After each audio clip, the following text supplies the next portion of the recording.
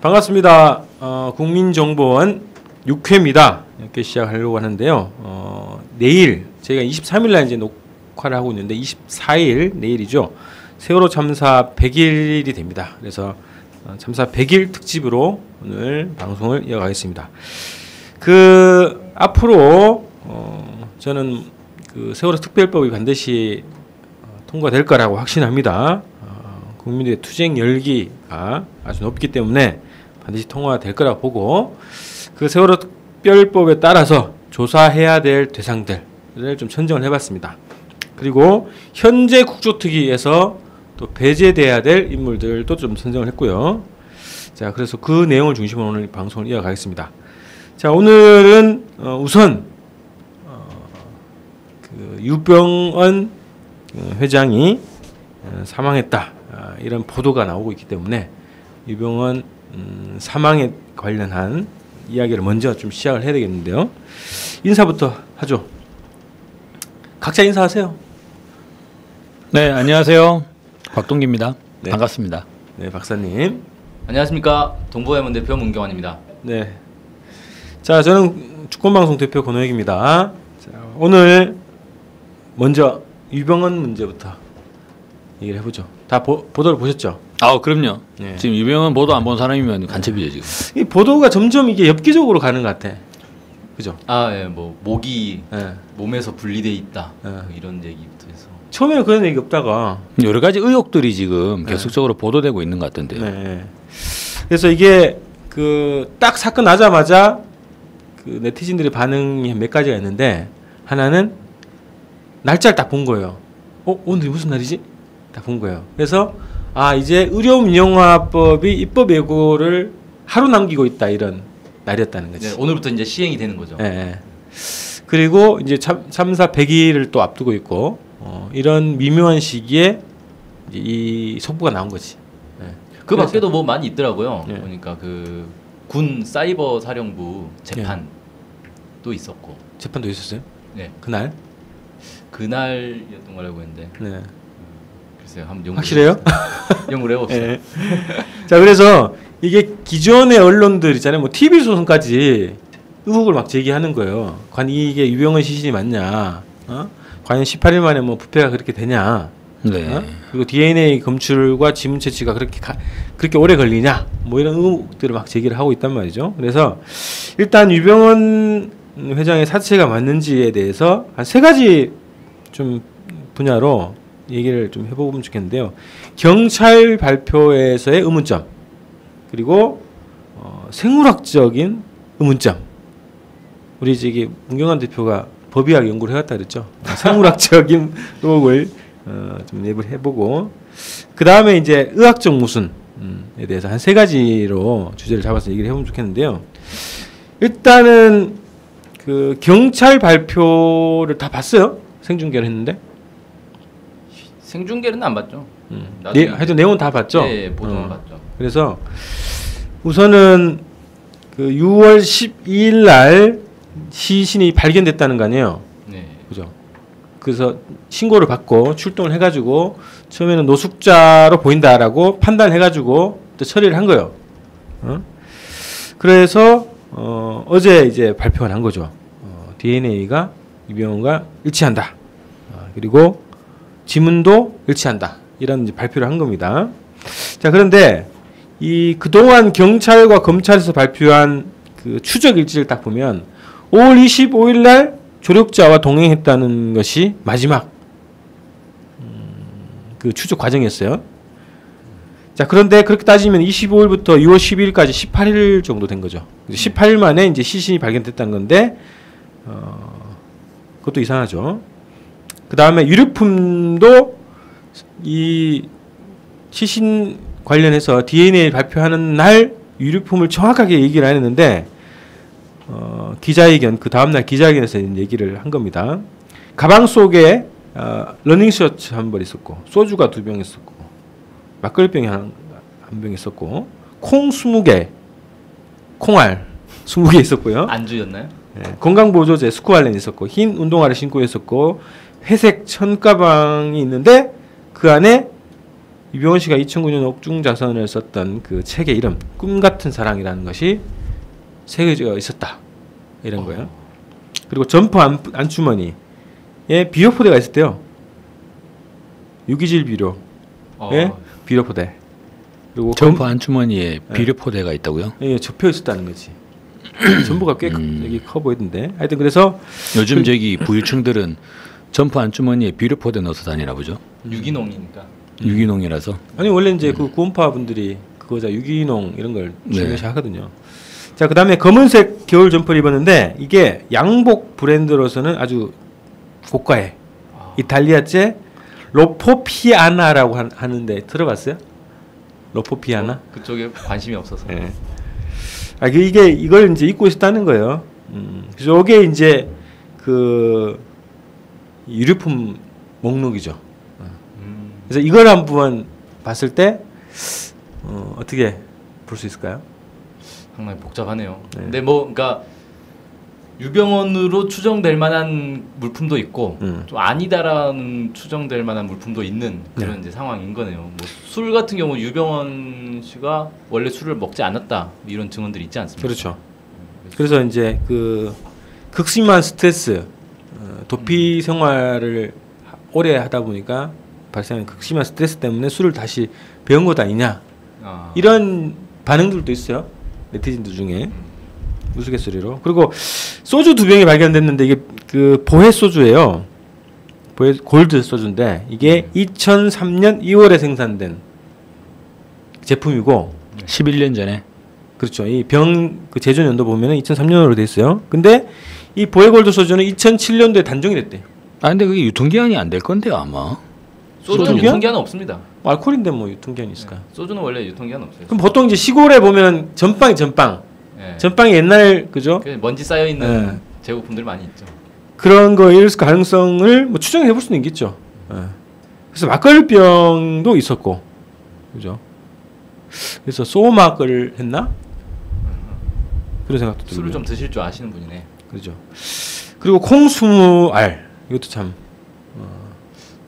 콩을 심어서 유기농 실험을 해보려는 거였나? 그리고 스쿠알레는 그거 맞아요. 그 스쿠알레는 그 구원파 그 계열의 한국제약에서 생산하는 건강 보조제라는 겁니다. 그래서 요게 이제 그 소위 구원파 측하고 연관된 제품이다. 이제 이런 주장인 거죠. 그다음에 옥중자선 꿈 같은 사랑 이거는 그 가방 이렇게 흰색 가방 천가방 안쪽에 이렇게 새겨져 있었다는 거예요. 꿈 같은 사랑이라는 글자가 뭐 펜으로 이렇게 써져 있는 건가요? 그 이게 증거물품 사진 보니까 거의 이제 인쇄된 것처럼 보이던데. 예. 이거 어떤 생각 드지 않아요? 갑자기 딱 떠오르는 느낌이? 아니요, 안 드는데요. 천안함하고 연관돼서 일본 어뢰 매직으로 써놓은 예. 그 느낌 딱 들지 않아요? 인쇄를 그 즉석에서 하지는 못했을 거고. 그렇죠. 근데 그거를 뭐 미리 준비된 가방이었다. 뭐 그런 느낌이 들죠. 그런 인쇄된 가방을 사용한다면 그 하나만 만들었을까요? 제작을? 보통 이렇게 뭐 기념품으로 만든다 그러면 여러 개를 만들고 그러지 않나요? 근데 이걸 가방 안쪽에 이렇게 새겨져 있다는 거야. 특이하네요. 그죠, 신기하죠. 자, 어떻게 새길까요 그거를? 네? 가방을 뒤집어서? 그렇죠. 모르겠어요. 가방 만들 때 인쇄를 해놓고 바느질을 하겠죠. 그 가방은 고가의 가방이 아니고요. 가방 자체는 모르겠어요. 뭐 흰색 뭐 청가방이라고 얘기하고 있죠. 점퍼는 명품인데. 네. 가방. 그래서 하여튼 이런 그 유류품 자체로 봤을 때는 충분히 그 시기에 뭐 경찰들이 스쿠알렌 정도 나오면 그죠? 저는 근데 그게 유병원과 연계가 있다고 하는 게 잘 믿기지 않는 게 뭐냐면요. 6월 12일 날 발견을 했다 그랬잖아요. 그렇죠. 신고받고 발견. 근데 왜 언론 보도가 안 나왔을까? 아니 그때 노숙자인 줄 알았지. 아니 노숙자일 수 없죠. 왜냐면 가방 안에 뭐 유병원으로 추정되는 글귀가 발견되고. 그러니까 그 해직됐잖아요. 직위 해제됐잖아. 순천서장이 주의 있게 못 봤다. 근데 유병원이 마지막으로 발견이라 해야 되나? 뭐 확인된 게 5월 25일인가요? 그렇죠. 조력자와 동행을 했다는. 순천이었죠, 거기가. 순천. 네, 순천에 있는 별장. 네. 근데 이 정도 되면 이것을 검경합동수사부가 이렇게 뭐 꾸려가지고 추적을 하는 단계가 되기 때문에 일개 순천 경찰서장이 이런 사건들을 판단할 여지가 위치에 있지 않지 않습니까? 그러겠죠. 그 중앙에서 내려와 가지고 사고 대책반을 만들어 가지고 유병헌 추적에 유병헌 검거팀에 현상금이 얼마가 붙었어요? 5억 붙었죠. 네. 근데 이거를 단순히 일개 이제 시골의 경찰서 시골이라 해서 죄송합니다만 지역에 있는 경찰서장이 아 이거 버려 이건 아니야 뭐 이렇게 할 수 있는 상황이 아닌 거잖아요. 그렇죠. 그 지역은 거의 그 전남 지역 같은 경우에는 특히나 순천인데. 그죠. 이렇게 네. 집중 추적 지역잖아요. 완전 뭐 집중 포위를 전단팀이 했다고 와가지고 하는데. 수사권 일체를 넘겨받아서 뭐 그런 영화에서만 그런 게 존재하나요? 원래 그러니까 그렇게 되지 않습니까? 거의 계엄령 상태예요 거기는. 예. 그런데 시체가 발견됐는데 그냥 노숙자겠지 하면서 그리고 방치했다. 그 시체에 여러 가지 유병헌 회장으로 추정되는 여러 유류품들이 있는데 그리고 그때 어떻습니까? 경찰들이 유병헌을 잡지 못한다고 엄청나게 질타를 받던 시기였잖아요. 그렇죠. 그럼 반사적으로라도 유병헌으로 추정되는 인물을 발견한 듯 뭐 이런 기사들이 나와야 되는 건데 그렇죠. 나오지 않았잖아요. 예. 그래서 이상하죠 그게. 이상하죠. 자 그래서 어쨌든 이게 지금 이제 순천서장이 직위 해제됐는데 경찰청장도 그렇게 발표를 했어요. 그런 제기를 하니까 왜 유류품들이 그런 관련성 있는 증거물들이 나왔는데 왜 그걸 무시했냐 41일 동안. 그래서 주의 깊게 못 봤다. 그래서 직위 해제한 거예요. 주의 깊게 안 봤군요. 그런데 지금 얘기하는 걸 딱 보면 그죠? 주의 느낌이 깊게 있죠. 안 볼 수 있는 상황이 아닌데. 그리고 이 DNA와 지문을 확인했다지 않습니까? 그렇죠. 40여일이 걸려서 이 DNA 분석을 언제 의뢰한 거죠? 분석 40일이 걸렸다는 거잖아요, 그죠? 근데 이게 시점이 이를테면 6월 12일에 발견됐을 때 곧바로 들어갔느냐? 그 주의 깊게 보지 않아 가지고 서장이 직위해제될 정도면 DNA 분석을 우리 일반 노숙자 시신 발견됐을 때 전부 다 DNA 분석하나요? 아니 그 시신이 네. 부패 정도가 심하고 그럼 파악하기 어려운 연고자를 파악하기 어려운 상태면 DNA 검사를 보통 하죠. 아 그래가지고 대퇴부 뼈를 잘라가지고 그렇죠. 뭐 지금 뭐 다 뭐 예. 상당히 많이 부패가 됐다는 거잖아요. 80% 이상이.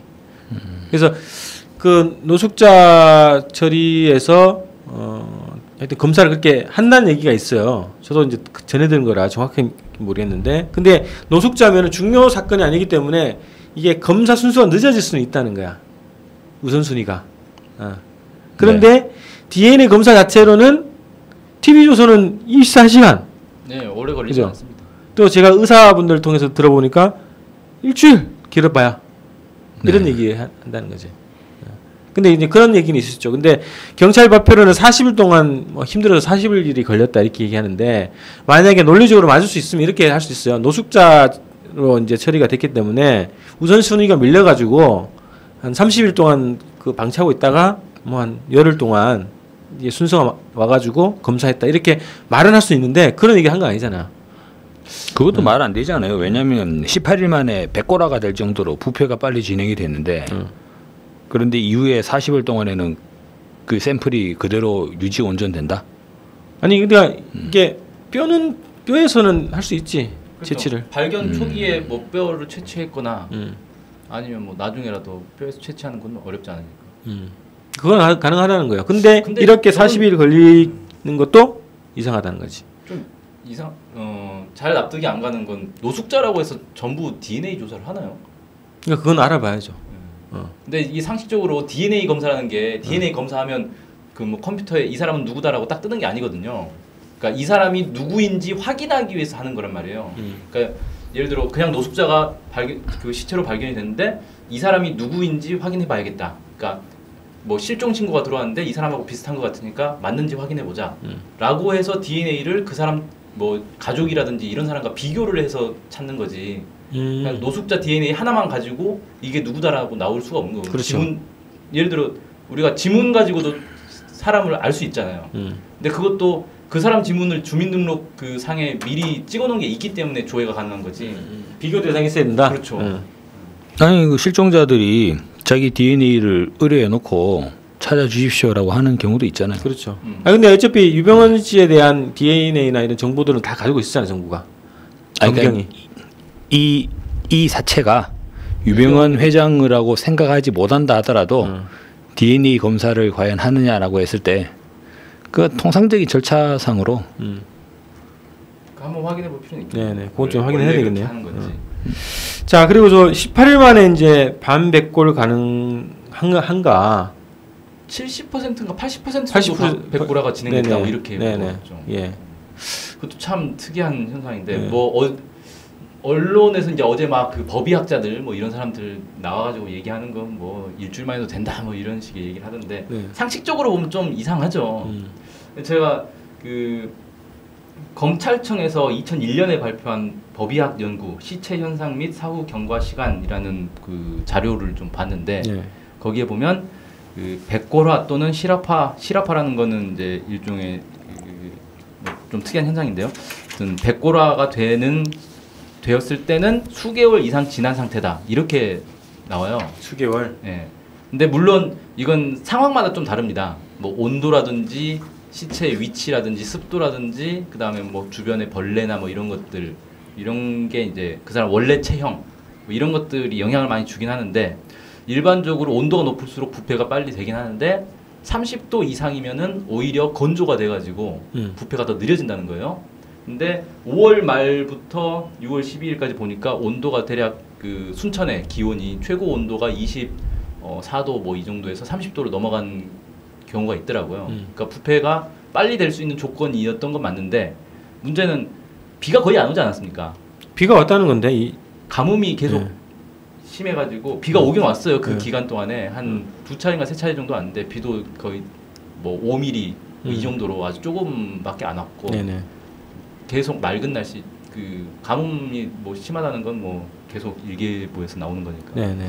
그래서 오히려 이 백골화가 빨리 진행되기는 어려운 조건 아니었나라는 좀 추정도 되는데 어쨌든 이 검찰청의 자료에 따르면은 보통 일반적으로 백골화가 되는 데는 수개월 이상 걸리는 걸로 이렇게 추정하는 게 일반적이다. 그래서 이 그 연합뉴스에 인터뷰한 모 경찰 예. 이 시신을 자기가 수십 년 동안 봤지만 유병헌이 아닐 가능성이 110%다 이렇게 주장을 해요. 예. 그래서 이 시신은 6개월 이상 지난 거다. 경고한 시신이다 이렇게 아주 확정적으로 얘기를 하시더라고. 그 경찰분 어떻게 될지 모르겠는데 하여튼 그런 주장까지 나와 있는 상황입니다. 그리고 이 발견하시던 분 있잖아요. 네. 농민인데 그 6월 10 이게 보도가 이렇게 나와 있어요. 지난달 6월 10일 오전 9시께 평소처럼 매일 찾던 자신의 밭에 올랐다.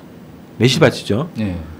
야산 밑에 자리 잡은 조그만 계단식 밭의 밑부분에는 고추를 심고 2층에는 매실나무 뭐 이렇게 심는데 밭 한쪽 풀숲이 꺾여 눕혀져 있는 것을 발견했다. 그래서 그걸 딱 보니까 심하게 부패해 뼈까지 보이는 시신이 구더기 함께 발견됐다. 이게 이상하잖아. 매일 가는 건데. 그 전날에는 발견되지 않았는데. 그렇지. 아니 거기에서 그 정도 상황에 쓰려면 한 최소 여기 그 경찰 주장대로도 18일 이상은 있어야 되는 거 아니야. 그렇죠. 그죠. 근데 매일 갔던 밭인데 그날 딱 발견한 거지. 냄새가 심하게 났을 텐데. 그쵸, 시체 썩는 냄새 또 장난이죠. 그러니까 이상하잖아. 썩은 시신을 뭐 그 전날 갖다 놨나? 이상하잖아, 그죠? 그만 봐도 좀 이상하다 이런 거지. 그러네요. 자, 점이 많네요. 네. 그래서 그럼 유병헌이 아니라는 건가요? 그래서 저는 한 노숙인의 쓸쓸한 죽음이 아닐까. 이 사건은. 그 DNA 결과는 어떻게 해? DNA 결과 뭐 어떻게 누가 어떻게 가는지 모르지. 국립과학 이미 가지고 있고 DNA는 네. 경찰 검찰이 다 가지고 있잖아요. 근데 그걸 누가 확인해? 지금 이 모든 국립수사과학원을 의심해봐야 되는 건가요? 아니 뭐 조작의 달인들인데 누가 믿어요 그거를? 그래서 아닐 가능성이 거의 99% 아니냐? 저는 그렇게 생각합니다. 동의하십니까? 아닐 가능성도 있다라고 저는 생각합니다. 몇 프로? 퍼센트는 얘기하지 않겠습니다. 네. 근데 국립과학수사원 같은 경우는 저는 약간 좀 신뢰를 많이 안 하는 편인데 옛날에 그 사건 있지 않습니까? 유서대필 사건 그렇죠. 강기훈 씨. 그 일반인이 봐도 필체가 완전히 다른 글씨를 필체가 같은 사람이 쓴 거라고 우겨가지고 결국 유죄 선고내리고 지금 재심해가지고 1심에서 무죄 다시 그렇죠. 된 거 아닙니까? 네. 몇 년 만에 무죄된 겁니까? 30년 만인가? 20년 만에 그렇게 됐는데 그것만 봐도 저는 별로 이렇게 과학 뭐 수사 그렇게 신뢰하지 않습니다. 그 마찬가지입니다. 뭐 칼기 사건도 그렇고 모든 의혹 사건들에 대해서 국립과학수사연구소가 얼마나 정치적으로 국가기관이잖아요, 그죠? 국정원의 관리를 받을 수밖에 없는 구조다. 그래서 이 조사 결과에 대해서 신뢰할 수 없는데 어쨌든 유병헌 회장이 아닐 가능성이 저는 대단히 높다고 보고 그랬으면 만약 그 뒤로 만약에 아니다면 본인은 그럼 어디 있는 거죠? 예? 그러니까 그걸 한번 추정을 해봐야지. 추정. 예. 추정을 한번 해볼까요? 자 일단 만약에 본인이 아닌데 다른 사람 시신인데 유병헌이라고 정부에서 공식 발표를 했단 말이에요. 그렇죠. 그러면 빼다박 못하죠 이제. 네. 근데 갑자기 살아있는 유병헌이 나와가지고 나는 살아있다 이래버리면 뭐 21세기 예수가 되는 것도 아니고 네. 이제 정부의 이 신뢰성은 이제 마이너스로 떨어진다는 겁니다. 그럼 당연히 정부에서 그런 거 감안했겠죠. 만약 이걸 조작해야겠다라고 마음 먹었다면 그걸 감안해서 유병헌 씨와 협상을 했을 겁니다. 너 죽은 걸로 처리하자. 대신 망명시켜줄게. 미래는 보장해주겠다. 해외 나가서 조용히 살아라. 뭐 이런 식으로 협상을 했다거나. 근데 사실 불안하잖아요. 왜냐하면 그렇게 되면 유병헌은 언제든지 나 살아있다라고 공개해버리면 정부를 물먹일 수 있는 거니까. 그렇죠. 아무리 뭐 뒤에 뭐 돈 많이 줄게 조용히 해라 이렇게 한다고 해서 그렇게 안 될 수 있단 말이에요. 그러면 가장 확실한 방법은 실제로 감금을 해서 뭔가 이렇게 확보를 해놓은 상태거나 예. 아니면 뭐 영구히 입막음을 했거나 어떤 시기인지는 아시겠죠. 네. 뭐라고 말은 안 드리겠습니다. 그랬을 가능성이 오히려 높지 않겠는가. 그게 가장 정부 입장에서 볼 때는 확실한 방법이죠. 예전에 그 박정희 때 있잖아요. 그 정보부장 김형욱 그 사건이 막 떠오르지 않아요? 어쨌든 그 김형욱이가 망명 신청해가지고 미국 가가지고 미 의회에서 막 증언을 했잖아요. 그 박정희 정권에 대해서 뭐 비자금이라든가 이제 다 증언했잖아요. 그러고 나서 살해가 됐죠. 여러 가지 설이 있지만 사라진 거죠. 네, 실종이 됐어요. 그래서 프랑스인가 뭐 유럽 어느 나라에서 뭐 닭 뭐 사료 분쇄기에 뭐 들어갔다 뭐 이런 증언까지 나왔었죠. 그렇죠. 그래서 그런 생각이 막 들더라고. 확실하게 증거인멸을 해야 된다. 정권 안보를 위해서는. 그래서 그런 정도까지 이렇게 만들어져 왔어요. 유병헌 회장이라는 이 인물에 대해서 정권 입장에서는 갈 때까지 갈 수밖에 없는 상황인 거죠. 그래서 만약에 유병헌 회장의 시신이 아니라면 그럼 어떻게 될 것이냐. 그래서 그런 추정도 가능하고 저는 그런 추정에 동의를 합니다. 가능성이 있다는 얘기입니다. 아 근데 유병헌 회장의 시신이 맞으면 어떡하시려고? 맞으면 저걸 해야죠. 어떻게? 왜 죽었나? 이걸 밝혀내야죠. 저는 이제 자살이 아니라 아까 이제 말씀하신 것처럼 목격자의 증언을 보더라도 매일 오르는 밭에 갑자기 완전히 거의 백골된 시신이 이제 발견됐다고 하니까 자살이 아니라 타살 내지는 이게 이제 그럼 누가 유병헌 회장을 죽였느냐? 이미 이제 그 타살되어 있는 시신을 옮겨놓은 걸로 추정할 수 있겠죠. 그런 그런 것도 가능하다는 거죠. 이를테면 이제 정치적 목적에 의해서 지금쯤 공개할 때가 됐다. 그래서 이제 공개할 수도 있지 않을까. 저는 그럴 가능성도 열어둘 수 있지 않나. 하여튼 뭐 그 가능성도 여러. 근데 그렇게 보면 6월 12일 날 발견이 됐단 말이에요. 그러니까 6월 12일 전에 옮겨놨다겠죠. 6월 12일 전에 옮겨놓으면서 이때쯤 발견되면 이걸 이슈화해서 뭔가 다른 뭐 목적을 달성할 수 있겠다라고 했는데 정작 6월 12일 날 발견된 이후에도 이슈화가 안 됐어요. 그건 좀 약간 안. 그러니까 지금을 준비한 거지 날짜로는. 미리 발견은 했으나 터트리진 말고. 원래 저기 그 연예인 무슨 사건 있잖아요. 무슨 결혼설, 이혼설 이런 막 사건 터트릴 때도 가지고 있다가 날짜를 보잖아. 필요할 때 터트리는 시기다. 근데 그것도 이상한 게 6월 12일 날 어쨌든 발견될 수 있게끔 이제 옮겨놨어. 그럼 그 전에 훨씬 전에 부패가 이루어졌다는 거잖아. 그렇죠. 그죠? 그럼 날짜로 봤으면 5월 22일, 25일도 안 맞지 그러면. 근데 이제 백골화 관련된 얘기 중에 그 들짐승에 의한 훼손될 가능성도 있잖아요.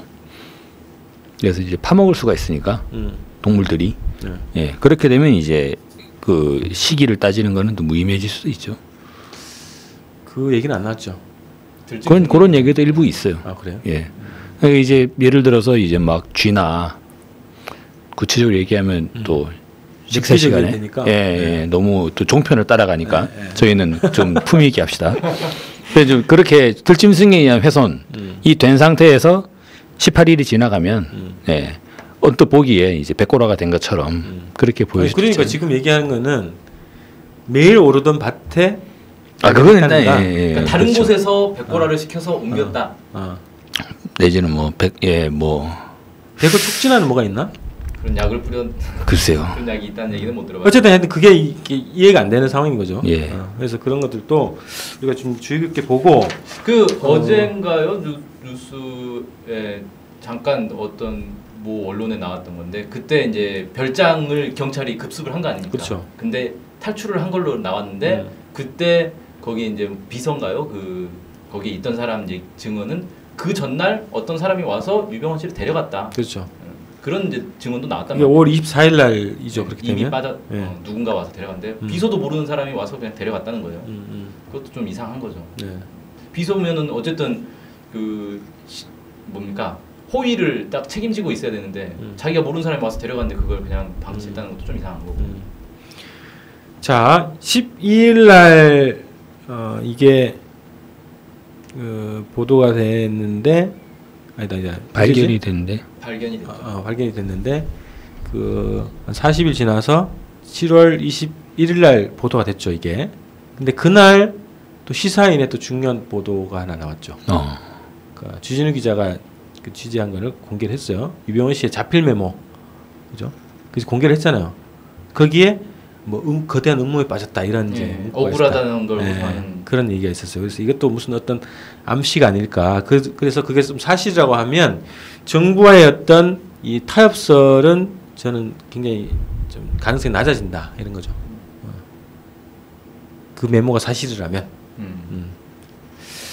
자, 그래서 어쨌든 지금 결과적으로는 정부는 유병헌 씨가 죽었다라고 이제 확정을 해서 발표를 한 거잖아요. 그래서 이제 기소가 끝나버리는 거죠. 그렇죠. 기소할 수가 없는 상황이었죠. 그런 상황이 돼버렸어요. 그래서 이제 이 세월호 사건은 정부는 원래 두 가지 방향이었잖아요. 청해진 유병헌과 해경이었잖아. 근데 이 두 가지 중에 하나는 이제 사라진 상황인 거죠. 해경도 뭐 해체하면 이제 사라지는 거고. 그래서 완전히 이제 증거인멸되는. 조사할 대상이 없어져 버리는 정부 논리대로 되면.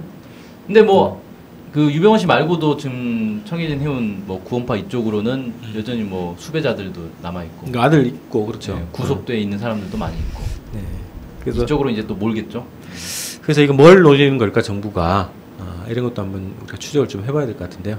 근데 어제 언론들 이렇게 뉴스 보도들을 쭉 보니까 분위기가 뭐냐면은 이제 세월호 사건 다 끝났다 이런 분위기를 많이 몰더라고요. 그러니까 그렇죠. 네, 뉴스 보도가 딱 어떻게 시작하냐면 그 세월호가 따랐는 장면부터 딱 보여주면서 4월 16일 날 세월호가 침몰되고 어떤 일들이 있었는지 쭉 간략하게 보도하면서 유병헌 죽음으로 끝. 정말 끝. 네, 모든 사건 이제 세월호 사건 다 잊어버리자. 다 끝났다. 이렇게 분위기를 몰고 가는 거예요. 근데 지금 딱 세월호 특별법 관련해서 그 유족들도 단식 농성하고 있고 24일이면 100일이 또 되는 날이고 이때까지 뭐 특별법 제정이 안 되면 뭐 특별한 조치를 취하겠다 뭐 이런 이제 그 각오까지 밝힌 네. 상황 아닙니까? 이걸 이제 분위기를 물타기 하기 위해서 다 끝났는데 왜 그러느냐 이런 분위기로 몰고 가기 위한 어떤 시도가 아닐까. 그렇죠. 시점이 딱 절묘하게 맞아 떨어지지 않습니까? 어쨌든 이 사건이 그런 걸로 지금 가고 있죠. 그런 국면으로 지금 몰아가고 있는 거죠. 그래서 그래서 더 이제 의심하게 되는 거죠. 이 사망 사건에 관련해서. 자, 그래서 이것도 하여튼 오늘 좀 요 길었는데 뭐 도입부에 있는데 좀 길었어요. 이게 도입이었습니까? 네, 도입이죠. 네. 오늘 100일 만이 특집으로 준비된 게 있지 않습니까? 그래서 의문투성이 요 사건에 대해서 우리가 한번 또 계속 추적을 해봅시다. 네. 자, 그다음에 자 오늘 우리 그 핵심 주제는요. 세월호 특별법이 통과됐다 치고 수사권 기소권을 다 가지고 있어요. 그러면 핵심적인 조사 대상 우리가 이제 순서를 가지고 한번 선정을 좀 해봅시다. 그래서 이거는 대상자들이 엄청 많지만 반드시 이거는 조사해야 된다라고 하는 인물들을 7명을 좀 선정을 했어요. 7인회군요. 네, 7인회네. 네. 자, 핵심 인물들, 제가 생각하는 인물들을 하나하나 좀 짚어보죠. 자, 첫 번째, 자, 박근혜 대통령. 네. 조사를 해야 되죠. 네. 왜 조사를 해야 되죠? 컨트롤 타워가 아니었다는데. 대통령이라는 이유로 꼭 조사를 받아야 됩니까? 네. 다 책임져야 되나 대통령이? 그 이제 세월호 사고가 있은 그날 네. 박근혜 대통령의 행적이 묘연하지 않습니까? 그렇죠. 7시간 동안 잠적? 권리 상태가 됐어요. 권리 상태가. 권위. 말이 어렵네. 대통령이 잠수 탄 거예요? 대통령이 부재한 상황. 어디 갔어요? 비서실장도 모르는 그런 상태가 된 거죠. 그럼 청와대에 없었던 이야기인가요? 그것도 몰라요. 그 비서실장이 모른다는 얘기는 비서실장에 청와대가 여러 이제 그 건물들 있잖아요. 예를 들면 세월호 사건이 터졌잖아요. 그럼 빨리 대통령에게 보고를 해야 되잖아요. 보고를 했다는 거고. 보고를 비서실장이 할 거잖아요. 그러니까 그렇죠. 7시간 동안은 못했다는 거죠? 아니 그럼 어디 있길래 보고를 했다는 거예요?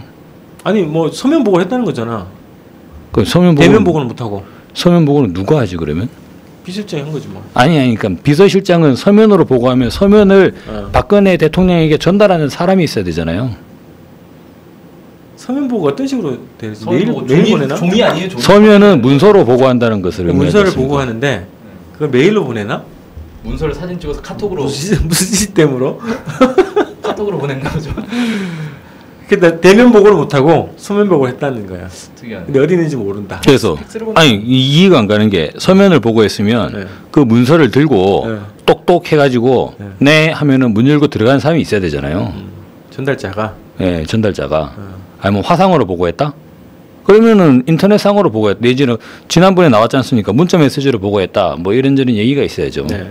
근데 서면 보고했다 그러면 흔히 나오듯이 결제 서류 딱 넣어가가지고 영화에 나오지 않습니까? 카카 큰일 났습니다.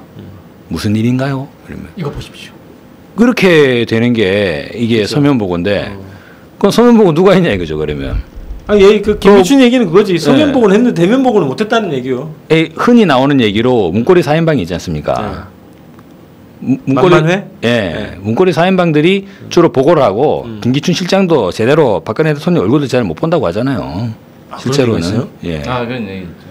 같이 사는데 청와대에서? 청와대가 크지 않습니까? 그래서 상식적으로 볼 때 그러한 서면 보고는 그 문고리 3인방 그들이 이제 주로 보고를 하지 않느냐라고 추정할 수가 있죠 우리가. 그럼 김기춘 비서실장이 지시해서 저기 네. 문서를 이 3인방한테 주고 3인방이 보고하게. 그랬을 가능성이 높지 않느냐. 그러면 그럼 3인방은 박근혜가 어디 있었는지 알겠네요. 그러니까 어디 있는지 알아야지 그거를 갖다 줄 수가 있죠. 근데 그렇죠. 모르면은 그러니까 김기춘 실장이 이 사람이 나이 70 넘어가지고 매우 노예한 사람이지 않습니까? 그렇지, 맞아. 머리가 좋은 사람이잖아요. 네. 근데 어떻게 자기가 모를 수가 있어? 대통령이 어디 있는지. 그래서 이거는 경고를 날리고 대국민 메시지를 던진 거 아니냐 이런 분석도 있어요. 어떤? 김기춘 시장이 네. 자기는 실권자가 아니다. 배후에 또 있다. 자기보다 더 위에 있는 권력이. 네. 그래서 자기는 모른다. 난 보고했어. 서면 보고를. 그래서 그런 이 권력 구조의 현실을 토로한 거지. 대국민적으로. 그래서 자기는 서면 보고를 했는데 어딘지 모른다라고 하는 발언 자체가 저는 그 내용으로 인해서 아니 지금 자기는 실세가 아니라고 하는 것을 보여준 거라는 거지. 그런 내용으로 인해서 박근혜 대통령을 조사하기 위해서는 네. 반드시 김기춘 실장을 세트로 묶어서 조사해야 된다고 생각합니다. 왜냐면은 그렇죠. 그 서면 보고를 누구한테 했냐고 그러면.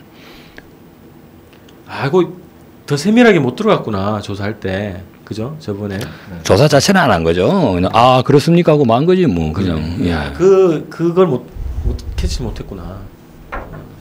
서면은 어떻게 전달하나요? 이렇게 물어봤어요. 예. 아니 뭐 인터넷상으로 전달하나? 라고 하면 또 문제 제기할 수 있죠. 비서실장이 그런 중차대한 일을 대통령이 무슨 휴가 기간도 아니고 쉬는 날도 아니고 쉬는 날이라 하더라도 사실 대통령의 행적은 24시간 최소한 경호팀에서는 파악하고 있을 거 아닙니까? 그렇죠. 그럼 나중에 비서실장이 경호팀한테 야 근데 어디 갔었냐? 왜 이렇게 안 보였어? 물어볼 수 있는 거 아닙니까? 그렇지. 아 그럼 경호실장이 모르는 건가요, 그건? 아 그것도 조사를 해봐야 되는데. 경호실장이 모르니까 비서실장이 모르겠죠. 비서실의 장이지 않습니까? 그렇지. 경호팀은 비서실장은. 비서실 산하는 아니잖아요. 따로 분리됐나요 분리돼 이번에? 있죠. 그러면 경호실장 물어봐야겠네. 비서실장이 물어봤는데 경호실장이 야 넌 몰라도 돼 이렇게 했을 그러니까 수도 그 청와대 홈페이지 딱 가보면은 그게 있어요. 날짜별로 이제 대통령의 이제 주요 일정들이 일정에 대해서 나오죠. 다 공개를 하거든. 근데 그날은 비어 있어. 근데 비어 있는 날 많아요. 그렇지. 네. 별로 하는 일은 뭘 하시는지 뭐. 근데 공개는 안 하더라도 어쨌든 경호팀은 최소한 파악을 알 하고 것이다. 있어야죠. 알 수밖에 없는 거죠. 그래서 청와대에 자료 요청했는데 자료를 안 준다는 이유가 그거죠. 그날 행적까지 다 원래 공개할 수 있잖아요, 그죠? 국가 기밀인가? 국정원 요원인가? 박근혜 대통령 알고 봤더니 아니 청와대에서 네. 있었던 일이 국가 기밀일 수 있어요. 그냥 청와대에서 통상 업무 뭐 이렇게 음. 보고해도 그만인 거잖아요. 그렇죠. 왜 보고를 안 하죠? 7시간 동안 뭐 통상 했길래? 업무가 아니었다는 거예요. 최소한 이거지. 대통령 집무실에는 없었다는 거지. 그죠? 그렇죠. 그건 거기 집무실에 있었으면 김기춘 비서실장이 알지. 대면 보고까지 했지. 근데 최소한 그 집무실에서는 없었다. 청와대에 있었다면 그럼 어디 있었을까? 봐야죠. 어디 있었느냐가 혹시 세월호와 관계가 있을까? 이런 것도 좀 의문이네요. 왜냐면은 박근혜 대통령이 또 오후에 그런 얘기 되지 않습니까? 학생들이 구명조끼를 입었는데 구하기가 그렇게 어렵습니까? 그렇죠. 전혀 생뚱맞은 얘기예요. 예. 그죠? 그래서 대통령의 행정하고 이 사건하고 연관성이 있을 가능성이 있어요. 그죠? 그리고 그날 아침에 8시 반에 NSC 회의가 열렸다는 거잖아요. 국가안보회의 그 회의가 열렸다는 거잖아요. 뭐 누가 그런 의문을 제기하는데 공무원이 왜 그렇게 일찍 회의를 하냐? 뭐 이런 이상하다. 갑자기 무슨 이것 때문에 잡힌 회의 아니냐 미리 뭐 이런 의문도 제기하는데 공무원 일찍 회의를 하기도 합니다. 그죠? 그거는 이명박 정권 시절부터 예. 예. 그래서 뭐 시간 가지고 그런 문제는 아닌데 그날 무슨 주제로 무슨 논의를 했나 이것도 확인해야 되는 거고. 그래서 청와대 관련해서는 일단은 박근혜, 그 다음에 김기춘이죠. 그렇죠. 예. 한 가지 더 얘기를 하자면 그 통영함 문제가 있지 않습니까? 그죠. 네, 출동을 통영함을 안 시킨. 해군 참모총장이 2번이나 지시를 했는데도 불구하고 그게 가로막혔어요. 근데 그걸 가로막을 수 있는 권리를 가진 사람은 합참의장하고 대통령 2명밖에 없다는 겁니다. 군령권으로 봤을 때 그죠? 예. 네. 근데 그 외에 또 있을 수 아니 그 국가안전보장회의 있잖아요. 예. NSC 예. 거기서 권한 있지 않나요? 국방부 장관도 오고 뭐 다 하잖아. 국방부 장관은 근데 군령을 그러니까 이제 권한은 없고 군령권으로 그렇게 될 수가 있는데 네네네. 저는 절차적으로 이제 놓고 보면 그렇다. 거기 예 지금 우리 박근혜 정부 내부가 어떻게 실제로 어떻게 돌아가는지는 모르겠습니다만 이럴 가능성도 있다는 거죠. 아 형님 아닙니다 이거는 뺍시다 막 제가 막 뺐습니다 막 우리가 나입니까 뭐 이런 식으로 예. 근데 그게 그러니까 아마 한 번 지시를 했는데 그냥 안 갔으면 아 그런 식으로 그냥 물밑으로 야 하지 마자 이렇게 했을 건데 2번 지시했다는 거는 한 번 했는데 안 가요.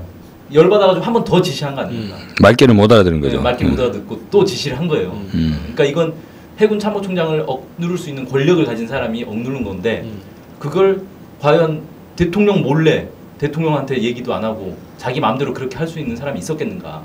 그럼 결국 대통령한테 보고해서 아 저 지금 사정이 이러이러해서 출동하면 안 되거든요. 막아야 됩니다. 제가 그냥 막 가서 막겠습니다. 그렇게 하세요. 아 박근혜 대통령을 조사해야 되는 이유가 중요한 이유가 있는 게 만약에 그거를 통영함을 이제 지시를 했어. 근데 이거를 막았어. 그죠? 2번에 막았잖아요. 그런데 박근혜 대통령 몰라. 그럼 구태타 아니야? 그렇죠. 이거 완전히 아 막은지 모른다. 어. 합참의장이 막았을 수 있잖아요. 아니 그러니까 그 몰라 대통령이. 그것도 모른다. 그러면 구태타 아닌가? 쿠데타라고 할 수는 없고요. 박근혜 대통령이 자주 쓴다는 하극상이라는 표현이 되겠죠. 그렇죠. 아니 보고도 안 하고 그렇게 하면 안 되지. 근데 합참의장이 자기 권한으로 막는 거를 대통령한테 보고 안 한 수도 있는 거 아닌가요? 어쨌든 자기 권한인 건데. 권한이라도 보고는 해야 되겠지. 공부면 최소한 공부는 돼야 되겠다는 거죠. 그런 관계는 되겠다는 거지. 어쨌든 권한으로 놓고 보면 합참의장 아니면 대통령인데 둘 중 한 명은 확인해줘야 되는 거 아니냐. 네. 아 내가 알고 있어요. 내가 막으라고 했어요. 이 얘기를 해야 되는 거죠. 아 우리 조사 대상에 합참의장을 안 넣네. 합참의장 들어가야겠네, 그죠? 자, 그다음 김기춘 실장은 하나 더 얘기하면은 지금 구원파하고 무슨 연관성 있는 것처럼 인식되잖아요, 지금. 아예 오대양 사건. 네. 당시 법무부 장관. 네. 그래서 이 구원파하고는 아주 악연이라고 구원파 측에서는 그렇게 얘기를 하고 있고, 그래서 남이 아니라고 하네요. 우리가 남이가. 추정을 그렇게 하죠. 구원파는 이제 김기춘 실장이 이거 모든 것에 배후가 있지 않냐 이런 추정을 하면서 저런 플랜카드를 냈죠. 네. 그래서 뭐가 있을 것 같다 이런 겁니다. 그래서 이 부분도 청와대 내에서였던 뭐 서면 보고를 했니 뭐 이런 것도 조사를 해야 되겠지만 구원파의 관계에 대해서도 조사를 해야죠. 김기춘 실장 같은 경우에는. 다음 또 누가 있을까요? 자, 이 사람 오랜만에 보네요. 한 2달 전에 잘렸나? 김장수 아니에요? 네. 뭐 했던 사람이죠? 청와대는 컨트롤 타워가 아니다. 유명한 발언을. 국가안보실장이었죠. 네. 네. 자, 이 사람이 청와대의 역할에 대해서 변명을 했죠. 컨트롤 타워가 아니다. 그렇죠. 근데 그 말 한마디 때문에 결국 해임된 거예요. 다른 이유는 없잖아요. 그렇죠. 근데 이상하잖아요. 그럼 청와대가 컨트롤 타워가 맞네? 청와대가 컨트롤 타워가 맞는데 아니라고 했으니까 책임을 지고 잘린 거 아닙니까? 국민들에게 잘못된 정보를 해임 전달한. 이유가 그냥 뭐지? 이 사람? 딱히 없죠. 세월호 사건 관련해서 청와대가 컨트롤 타워가 아니다라는 발언으로 무리를 국민적 논란과 무리를 일으킨 그 죄로 그렇게 언론 사업을 못해가지고 다른 이유를 제시를 안 했죠. 보도된 게 없죠. 어쨌든 그 전화 통화나 이렇게 딱 보면은 여기서 다 파악을 하고 있었어요, 그죠? 국가안보실에서도 다 파악을 하고 있고 국가안보실이 이 사건에 대한 이 보고를 다 듣고 있었다고. 그렇죠. 실제로 이 사건을 국가안보 사건으로 인식을 했을 수도 있어요. 그죠? 왜냐면은 이제 초기에 국정원으로 보고가 들어갈 것이고 그러면 국정원장이 또 NSC의 또 기본 멤버지 않습니까? 그렇죠. 네. 그러면 바로 이제 NSC가 알게 되겠죠. 매우 빠르게. 그래서 이 지휘계통 차원에서 국가안보실이 어떤 역할을 했고 어떤 보고를 받았는지도 조사를 해야 된다는 거고요. 그 다음에 곧바로 해서 남재준이죠. 네. 이분도 지금 뭐 하는지 잘 파악이 안 되지만 참 의혹이 많아요. 남재준 원장 같은 경우는 일단 세월호가 사고가 발생하면 국정원으로 연락이 가게 돼 있고 네. 그러면 국정원에서 직접 관리하는 배 아닌가. 그렇죠. 우리나라에서 유일한 여객선 아닙니까? 국정원이 직접 관리하는. 그 세월호를 도입할 때부터 국정원이 직접 개입을 했다는 거예요. 일본에서 수입할 때부터 그래서 허가받고 이런 과정이 아주 복잡했을 거 아닙니까? 거기에서 국정원이 직접 역할을 했고 개입을 했고 그리고 유일하게 사고 발생 시에 첫 신고 기관이 국정원으로 돼 있는 배가 세월호죠. 그러면 그 배를 국정원이 뭔가 이렇게 활용하기 위해서 그렇게 했다고 밖에 볼 수 없는 거잖아요. 도입할 때부터 국정원이 개입을 하고 이 계속해서 관리를 그러네. 하고 그럼 국정원이 뭔가 어딘가에 활용하기 위한 특수 용도로 그 그렇죠. 배를 관리하고 있었던 거 아니냐? 그러니까 이중 용도일 수 있겠네, 그죠? 네. 기본은 이제 그 일반적으로는 여객선으로. 그죠 여객선으로 역할을 하는데 국정원의 임무도 수행하는 그렇게 역할. 되는 이유는 이제 다른 여객선들은 관할하지 않으니까. 그렇죠. 유일하죠. 세월호만. 예, 일반적으로 예를 들면 뭐 이제 이 배수량이 큰 그런 여객선들은 테러 대비 차원에서 우리가 본다 이런 게 아니라 그렇죠. 일반적으로 게 아니라 안 하는데 세월호만 예, 국정원이 이제 관할한다는 부분이니까. 예. 제일 처음 보고를 받았을 거란 말이지. 그렇죠. 사고에 대해서. 실제로 정홍원 국무총리가 얘기했지 않습니까? 선언으로부터 국정원이 보고받았다고. 예. 그렇죠. 근데 그거는 국정원은 아니다. 한참 뒤에 받았다 이런 얘기 아닌가요? 근데 저희는 뭐 그 정부의 직책상 보더라도 국무총리의 말을 믿을 수밖에 없어요. 그렇죠. 예. 유일하게 우리 정 총리에 대해서 우리가 인정하는 소신 발언? 아니 자기가 잘릴 걸 알고 그냥 내뱉은 것 같은데. 근데 안 잘려. 그래서 핵심 키를 가지고 있는 인물입니다. 그런데 이 남재준을 그렇게 해임하라고 그죠? 뭐 대선 간첩 조작 사건, 뭐 온갖 대선 조작, 개입 사건 했는데 안 자르다가 결국에는 이 사건으로 해임을 했어요. 그래서 사람들이 그랬죠. 증거인멸이다. 그랬죠. 근데 세월호 사건과 관련해서 국정원장이 뭔가 이 개입돼 있다라는 게 그때 당시에는 나온 게 아무것도 없지 않았습니까? 근데 왜 잘랐을까요? 자른 명분이 뭐였죠? 그렇죠. 그래서 김장수하고 이 남재준은 두 사람은 증거인멸이라는 거지. 남재준 원장을 이제 경질할 때는 그 얘기가 나왔죠. 그 국가정보원 증거조작 사건. 그러니까 이제 전체 정부의 이 기강 쇄신 차원에서 일부 이제 경질을 하는데 남재준 원장의 경우는 그 증거인멸 사건 거기에 대한 이제 뭐 좀 부분도 문책성으로 예. 세월호와 관계없이 잘린 거네요, 그럼 저 사람. 네, 그런 부분들도 있었어요. 그런 부분도 예. 있었다. 네. 자 어쨌든 이 남재준을 주목해야 됩니다, 그죠? 근데 저는 이제 그 김장수와 남재준을 둘을 동시에 잘랐다. 예, 요게 실제로 보면 이제 그 우리나라 군부의 거대한 두 산이었다고 하잖아요. 그렇죠. 김장수 라인과 남재준 라인이 있다고. 경쟁하는 관계였죠. 예, 이 둘을 경쟁하는 관계였는데 하나만 자르면 한쪽으로 쫙 서버리잖아요. 아, 권력 균등이 안 되는 거야. 예, 그래서 이거를 둘 다 잘라버리는 식으로. 균형 잡힌 인사. 탕평채.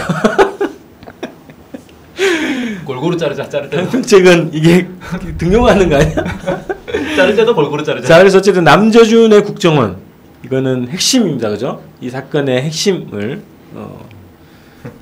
핵심 키를 갖고 있는 인물이다.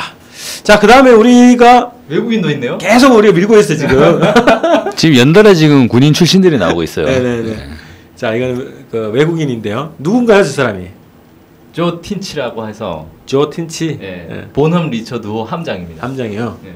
이 사람 우리가 왜 조사 대상을 옮겼을까? 근데 외국인이라 이거 조사할 수 있을지 모르겠네요. 아, 조사해야죠. 그렇지. 최대한 할 수 있는 건 다 해봐야죠. 그리고 우리가. 한미 동맹인데 협조를 받아야지. 어쨌든 본험 리처드 호에 대해서는 이제 지난 방송에서도 좀 의혹들이 있었는데 네. 사고 발생 당시에 군산 앞바다에 있었을 가능성이 있는데 정확하게 어디에 있었고 그때까지 뭘 하고 있었고 왜 거기 있었는지 이 부분이 좀 명확하게 해명이 돼야 된다. 네. 이 부분이 있고 그 다음에 두 번째로는 그 사고 발생 이후에 지원을 와가지고 이 헬기를 통해서 수색 작업을 벌였는데 어디를 수색했는지 왜 거기를 수색했는지 일단 뭐 미 그 주한미 해군 대변인 얘기로는 왜 수색하는지 모르고 했다라고 하는데 참 그 이해할 수 없는 예. 그냥 한국이 시키니까 그냥 했으래요 뭐 이런 얘기 아닙니까? 그렇죠. 참 주종 관계가 확실한 것 같은데 예. 그 부분 좀 도대체 뭘 수색했는지 맞습니다. 네. 그래서 그 언론 보도에서는 약간 그런 게 있었어요. 이제 유출된 시신들을 수색하는 임무를 맡았다 이런 얘기도 잠깐 나왔는데 그 대변인이 그런 얘기를 했다면은 임무가 다른 거였을 수도 있다라는 그렇죠. 거죠. 네. 그래서 그거에 대해서 조사를 해야 되고 자, 미 7함대 소속의 본험 리처드호의 함장 그리고 미국 당국은 협조를 해야 됩니다. 그렇죠. 이 조사에. 한미 동맹인데. 그렇죠. 일단 오바마 대통령께서 직접 예. 세월호 참사에 대한 아주 가슴 아픈 애도를 하고 표명을 하고 모든 걸 다 해가지고 도와주겠다라고 얘기했잖아요. 네. 한미 정상회담 때 서울까지 와가지고 그래서 먼저 묵념을 하자고 제안을 하기도 하고 네. 아 그랬으면 도와줘야지. 네. 도와줄 거라 믿습니다. 아, 네. 믿습니다. 자, 그다음에 저 인물이 또 새로운 또 부각을 우리가 이제 시키고 있는데 저 인물에 대해서 한번 브리핑을 해볼까요? 이용욱 해경 수사국장 직위해제 됐어요? 지금은 그죠? 어차피 해경 없어질 건데요. 근데 미리 직위해제가 됐는데 왜 해제가 됐지? 무슨 이유로? 몰라요? 자, 저 처음 보는데요, 저 사람? 자, 이거 넘어가 그냥. 네. 예. 자, 이용욱 해경수사국장은 뭐 그런 논란의 인물입니다. 그 오렌지맨 얘기 나왔을 때 무슨 폭발이 있지 않았었냐? 그 폭발의 담당자가 아니었냐? 그런데 이용욱 해경수사국장이 폭발 전문가라는 거요. 그죠? 폭발물 전문가. 그래서 저 사람도 좀 의심스럽다. 좀 조사를 해봐야 된다. 이런 얘기가 있었던 거죠. 자, 그 다음에 자, 언론인도 나왔네요. 자, 지금 전국부장이잖아. 야, 전국 부장하니까 네, 뭔가 저 사람이 한 사람 같네요. 저 사람이 그 목포 MBC 기자들이 그 얘기를 했지 않습니까? 원래 처음에 MBC가 전원구조 오보가 나왔잖아요. 4월 16일 사고 당일에 네. 전원구조 오보가 나왔는데 목포에 실제로 취재 나갔던 MBC 기자들은 진도 현지에서 분위기가 전원구조가 아닌데 TV에서 자꾸 전원구조가 나오니까 이거 잘못됐다. 그래가지고 본사로 전화를 했다는 거예요. 네. 본사를 전화해가지고 그때 이제 그 서울중앙과 통화를 하면서 다시 한번 재고를 요청한다. 응? 여기 지금 현장 상황이 그렇지 않은데 확인을 부탁한다라고 했을 때 알았다라고 전화를 끊었다고 해요. 그런데 계속 이제 전원구조 보도가 계속 지속됐다는 거죠. 네. 그래가지고 또 전화를 했다고 해요. 그래서 계속적으로 이 서울에 전화를 하면서 통화했던 사람이 바로 저 사람이라고 합니다. 그래요? 예. 전국 부장. 근데 저 박상우 MBC 전국 부장이 그 세월호 사건에 대한 매우 좀 이제 악의적인 부정적인 그런 발언도 했었고 방송에서도 그런 내용들을 했었어요. 예를 들면 이제 다이빙벨에 대해서 이제 직접 출연을 해가지고 21세기에 저런 옛날 장비를 가지고 구조를 한다는 건 말이 안 된다라는 식으로 다이빙벨을 폄하하기도 하고 그리고 이제 뭐 실제로 언론에 보도가 됐었죠. 그 실제로 이제 그 박상우 저 부장의 발언들이 매우 자극적인 그리고 악의적인 그런 발언들이 나오기도 했습니다. 그래서 저 사람이 전국 부장이 그 전원 구조라고 하는 오보를 지속시키는 역할을 했던 그거는 잘 모르겠는데 이를테면 현장 기자들이 아니라고 재고가 필요하다고 보도가 왔는데 그거를 왜 조치를 안 했냐는 거죠. 저 사람한테 보고했다는 거죠. 그렇죠. 조치를 취해가지고 중간에 먹은 거네요, 저 사람. 그건 모르죠, 그거는. 어떻게 했는지 그걸 물어봐야죠. 먹었냐, 안 먹었냐. 근데 그런 정도 중요한 사안인데 그렇게 먹는다는 것도 이해가 안 가고 먹는다는 것보다는 어쨌든 핵심 인사들하고 어떤 협의가 있었겠죠. 그래서 이제 목포 MBC 기자들의 현장에서 나오는 발언들을 어떻게 처리했는지 그래서 저런 구조 오보가 왜 저렇게 계속적으로 지속됐는지 그 부분에 대한 MBC 측에 책임 있는 그런 좀 조사가 돼야 된다. 네네. 자, 언론인까지 이렇게 우리가 한 7명 정도 다뤘네요. 이게 최소한입니다. 그죠? 핵심 인물들, 여러 가지 이제 그 사건의 진실을 파악하는데 중요한 키를 가지고 있는 인물들 좀 선정을 해봤어요. 그 다음에는, 지금 현재 세월호 국조특위가 지금 진행되고 있어요. 네. 그래서 지금 앞으로 청문회가 예정되어 있습니다. 이 국조특위가 8월 말까지 이제 기간으로 활동을 하게 되는데 8월 4일부터 이제 청문회가 진행이 됩니다. 청문회가 굉장히 중요하죠. 기관들 관련자들 다 불러가지고 하는 청문회이기 때문에 굉장히 관심이 집중되고 있고 그런 일정입니다. 그런데 지금까지 온 국조특위를 봤을 때 잘 될 것 같지 않잖아. 조사를 하기 싫어하는 사람들이 조사를 오히려 방해하고 그런 모여 있는 것 같아요. 네. 그래서 그나마 지금 국조특위가 그나마 지금 8월 말까지 최소한의 임무를 할 수 있게 하기 위해서는 반드시 이 인물들은 배제돼야 된다. 그래서 배제돼야 될 인물들을 좀 정리를 해봤죠 우리가. 예. 그래서 딱 3명만 추려서 선정을 좀 해봅시다. 첫 번째 누굽니까? 새누리당의 심재철 의원이네요. 심재철 의원입니다. 이 국조특위 위원장이죠. 위원장이죠. 네. 예. 최근에 또 뭐 카톡 사건 때문에 논란이 있어요. 세월호 특별법이 지금 뭐 너무 과도하다. 유족들의 주장이 너무 과도하다 이런 내용을 가진 실제로 지금 이제 딱 그 갈등을 빚는 부분을 보면 수사권, 기소권 그렇죠. 그렇게 둘로 볼 수 있겠죠. 조사하는 부분에 대해서는 사실 이제 그 야권에서도 일부 조사를 다 허용하지 않습니까? 근데 이제 그 검찰의 권한인 수사권 그리고 더 나아가서 이제 기소권까지 이 대목에 있어서 매우 크게 이제 좀 마찰을 빚는 게 가장 핵심적인 내용이 아닌가. 그렇죠. 새누리당이 절대로 이 세월호 특별법을 받지 않으려고 하는 그리고 세월호 참사 100일이 다가오면서 유가족 대책위에서 또 일정한 입장 표명이 있었죠. 뭐 내용이지? 좀 이제 적극적인 차후에 행동전을 그렇죠. 벌이겠다고. 그래서 24일 날이 이제 100일 되는 날인데 네. 이때까지 특별법이 처리가 되지 않으면 특단의 또 조치를 취하겠다는 예. 이런 입장을 밝혀놓은 그렇죠. 상황이거든요. 실제로 보면 유가족 대책위와 국조특위 새누리당 의원들 간에 지속적인 씨름의 국면이 있는 것 같아요.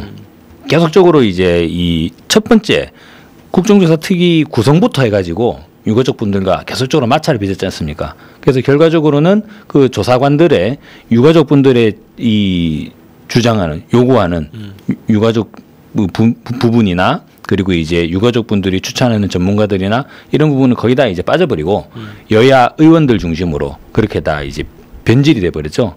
그게 이제 일어났고 그리고 특별법이라고 하는 부분도 유가족 분들의 의견들을 과도하다라고 하면서 사실상 왜곡시켰지. 예, 의원들끼리에 그러면서 이상한 거를 의원들이 집어넣었잖아요. 네.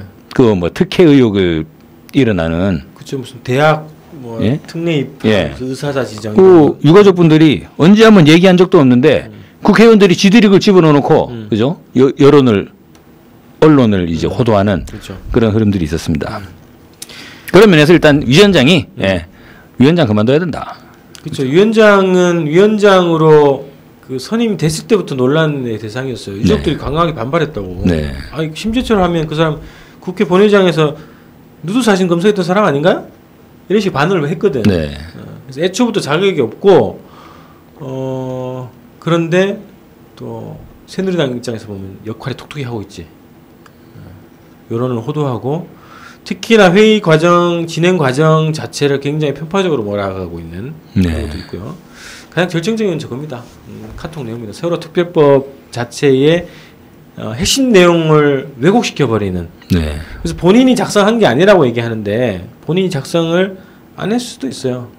할 수도 있겠고. 그런데 어쨌든 위원장이라는 이 직책이 있는 분이 저런 왜곡된 내용의 카톡을 배포를 했다는 것은 자격이 이미 상실된 거죠. 중립적인 역할을 할 수 없다 더 이상. 네. 그래서 첫 번째 지금 현재 국조특위에서 배제돼야 될 첫 번째 인물입니다. 자, 두 번째.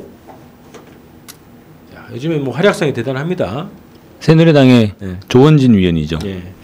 자, 조원진 의원 딱 보니까 이 사람이 대구에서 태어났어요. 대구에서 학교를 다니다가 서울로 이제 이사를 와서 학교를 다녔는데 경력이 뭐 그렇게 화려하진 않습니다. 국회의원 보좌관도 했었고 2008년도 4월 총선 네. 18대 국회죠. 그래서 친박연대 후보로 달서구 병 선거에 출마해가지고 당선했고 그 다음에 이제 친박연대에서 한나라당으로 다시 복당을 했습니다. 근데 요즘에 아주 논란의 중심에 서 있죠. 국조특위 위원이에요. 네. 그 새누리당 간사죠. 예. 간사 역할을 하고 있는데 유족들한테 좀 가만히 있으라. 그죠? 당신 누구야? 뭐 이런 막말까지 하고 또 이 사건은 AI 조류 독감 사건하고는 빗대가지고 네. 발언하면서 아주 유가족분들이 네. 아주 이제 극렬하게 반발하게끔 이거 보면 고의적으로 의도적으로 저런 발언들을 한다는 뉘앙스를 받지 않나요? 전 두 가지 같은데 하나는 지금 국조특위 하면서 처음에는 이렇게 막 사과 모드였잖아요. 네. 정부든 무슨 정치권이든 죄송합니다. 그 주로 사과합니다. 육사 지방선거 이전까지는 그렇죠. 예. 지방선거 딱 끝나고 국조특위가 본격화되니까 완전히 고압적으로 바뀌었어요. 예. 그리고 또 하나는 이 국조특위의 새누리당 의원들의 핵심 역할 대통령을 보호하라. 네. 그렇죠. 거기에 선봉에 있는 사람이 조원진 의원이죠. 네. 새누리당 간사면서. 자, 그래서 이 사람이 새정치민주연합으로부터 이제 사퇴 요구를 받았어요. 네. 그런데 이제 오늘 또 기자회견 한 거 보니까 새민연에서는 새정치민주연합에서는 그거 수용하지 않더라도 그냥 곧바로 진행을 하자 이런 입장으로 다시 이제 그 기자회견을 했는데 어쨌든 국민들 입장에서 유족들 입장에서는 거의 심재철과 거의 동급으로 우선 배제돼야 될 인물. 그래야 그나마 청문회가 아주 최소한의 역할을 할 수 있지 않을까 이렇게 생각되는 인물이죠. 자, 사진 보시면 자, 저 모두가 뭡니까? 6.4 지방선거 마지막 날이죠. 머리부터 발끝까지 다 바꾸겠습니다. 네. 1인 시위까지 했던 예. 발광을 했던 그런 인물인데 국조특위에서 아주 맹활약을 하고 있는 인물입니다. 이 인물을 반드시 배제시켜야 국조특위가 그나마 역할을 할 수 있겠다는 겁니다. 자, 세 번째 마지막. 자, 유명한 사진입니다. 저 의원은 이완영 새누리당 의원입니다. 자, 이완영 의원을 딱 보니까 이 사람도 출신이 어디냐? 경북 고령 성주 칠곡 네. 지역구 국회의원이에요. 네. 그러니까 이번에 들어왔어요. 2012년에 19대 국회의원이 된 거예요. 그래서 이 사람 경력을 좀 보니까 2010년에서 12년까지 대구지방노동청장을 했네. 그런 사람인데, 자, 정치권 내에서 지금 국회 내에서도 이 사람이 어떻게 이렇게 국회의원이 돼서 국회로 들어왔을까? 새누리당으로 공천을 받아서 약간 의문스러운 인물이라고 하더라고. 별로 부각이 안 됐던 인물인데, 그래서 네. 그런 인물로 평가받는 인물인데, 이 사람도 경북 고령 성주 칠곡 여기면 네. 그냥 새누리당 깃발만 꼽으면 되는데 아닙니까? 그죠? 박근혜 지역구 아닙니까, 그죠? 고 출신 아닙니까, 그죠? 예고 인근이죠. 예. 예. 그래서 특혜죠, 특혜 어떻게 보면 새누리당 내에서는 네. 공천만 받으면 되는 그런 특혜를 받은 거죠. 근데 저 인물이 과연 어떤 관계일까, 박근혜 대통령하고 이런 의문이 있는데 어쨌든 국수특위에서 아주 맹활약을 또 했습니다. 졸거나 또 유족들한테 또 막말했죠. 네. 언제 한번 뭐 박근혜 대통령한테 잘 보인 적이 있었나 보죠. 수첩에 기록이 됐었나 봐요. 그래서 이 두 그 조원진하고 이 두 사람, 특히나 이제 이완영 의원 이 두 사람은 국조특위에서 대통령을 제일 선봉에서 보호하는 역할을 부여받았거나 아니면 스스로가 그런 역할을 통해서 더욱더 이 수첩에 진하게 남는 인물로 남으려고 하는 거 아니냐 이런 수첩에 남으면서 결국에는 이제 국조특위를 파행으로 이제 몰고 가는 그런 인물을 가지고 있는 것 같아요. 네. 그래서 핵심적인 역할을 이 의원이 하고 있다. 그래서 국조특위에서 배제돼야 될 3명의 인물들 우리가 이렇게 선정을 좀 했습니다. 세민연에는 없을까요? 굳이 또 뭐 네. 새누리당 3명이나 선정을 했는데 네. 세민연도 선정이 또 돼버리면요. 네. 국조특위 자체를 또 재구성해야 되나? 그러면 또 이거 재구성하다가 또 조사가 또 안 될 수도 있어요. 네. 1차로 저희가 자, 3인을 발표합시다. 네. 일단 그래서 우리가 얘기 선정했다고 해서 뭐 배제는 안 되겠지. 모르죠. 네. 저희가 선정해가지고 네. 여론이 일어나서 네. 배제될 수 있죠. 예. 자, 그래서 새누리당을 잡아야 됩니다. 새누리당을 잡고 새정치민주연합을 비롯한 야당 조사위원들이 최선을 다해줘야 됩니다. 너무 지금 이 전투력이 안 보여요. 그죠? 아까 그런 질문도 안 하고 김기춘한테. 그냥 관심이 별로 없는 것 같아요. 아니 근데 나름 열심히 하는 거 아닌가? 그래요? 예. 좀 더 이게 열심히 했으면 좋겠습니다. 그러니까 두 가지가 좀 부족한 것 같은데 하나는 식견, 이 사태의 진실을 밝히려고 하는 그 식견 이 좀 부족한 것 같고 그게 실력이죠 뭐. 그 다음에 기세 있잖아요. 의지. 의지. 그죠. 네, 기질 뭘 뭐 하겠다. 이렇게 싸우려고 하는 것. 싸우려고 하는. 이런 기배 이런 것들이 네. 좀 약한 것 같더라고. 두 가지 좀 키워야 됩니다. 약하면 다행인데 네. 아예 없는 것 같아서. 아니 뭐 그렇게 얘기하면 안 되고. 그래요. 있긴 있는데 예. 두 가지 좀 키우셔야 된다. 예. 그래서 뭐 우리 처음에 방송할 때 그랬죠. 모든 가능성을 다 열어놓고 해야 된다. 그렇죠. 그래서 이건 아닐 거야라고 하는 그런 분위기가 좀 느껴지거든. 네. 저번에 뭐 레이더 영상도 마찬가지고. 선입견으로. 네. 에이 설마 이렇게. 그렇지. 제대로 보지도 않고. 예. 해경 초계기가 찍은 영상 있잖아. 예. 그죠. 그것에서도 굉장히 의혹들이 있거든요. 예. 잠수함으로 추정되어 있는 어떤 물체가 보이기도 하고. 그래서 그런 거 설마 뭐 이런 분위기가 좀 있는 것 같아. 그거 보면 저는 새정치민주연합 사람들 좀 납득이 잘 안 가는 부분이 있어요. 예. 맨날 이 보면 새누리당한테 쥐어 터지고 국정원한테 음으로 양으로 이런저런 협박과 조롱당하고 뭐 막. 조롱과 온갖 그 인간이하의 취급을 받지 않습니까? 그러면서도 보면은 여당이 하는 말하고 국정원이 하는 말은 다 믿어. 그러네. 예. 이상한 사람들이야. 그 저기 그 국정원장 청문회에서도 통과시켜 주고. 그죠. 예. 하여튼 그래요. 그래서 어쨌든 우리 야당 조사위원들 제발 좀 대우각성해서 분발하시기 바랍니다. 자, 끝까지 최선을 다해 주시고요. 또 청문회에서도 활약을 좀 해주셔야 돼요. 네. 청문회 우리 청문회 인물이 있지 않습니까? 네. 노무현 대통령. 네. 예. 좀 새로운 좀 인물이 아, 본인은 의에 있습니다 하고 딱 이렇게 지를 수 있는 네. 많이 계시라고 믿습니다. 자, 그래서 민주당 차원에서는 그 의원들 대상으로 그 노무현 전 의원이 예. 했던 그 청문회 영상을 예. 다시 한번 돌려보기 하는 그렇죠. 준비가 필요하겠네. 그렇습니다. 자, 유튜브에 다 올라가 있어요. 예. 그리고 국회에서 자료가 있잖아요. 국회 영상 자료가 있거든. 그래서 그거를 받아다가 다시 한번 연구를 하시고 전투력을 좀 키워 주셨으면 좋겠습니다. 저기 그 세민년 차원의 이것도 정치공학적 내용이긴 합니다만 네. How to be a president 이런 내용으로 해가지고 뭐요 그게? 대통령이 되는 길, 예? 대통령이 어떻게 되는가? 노무현 전 대통령의 의원 시절의 청문회 영상을 네. 국회 의원실마다 전부 다 영상을 좀 보내줘가지고 한번 좀 보게 할 필요는 있을 것 같아요. 네. 자, 8월 4일이 청문회니까 지금 한 열흘 정도 남았네요.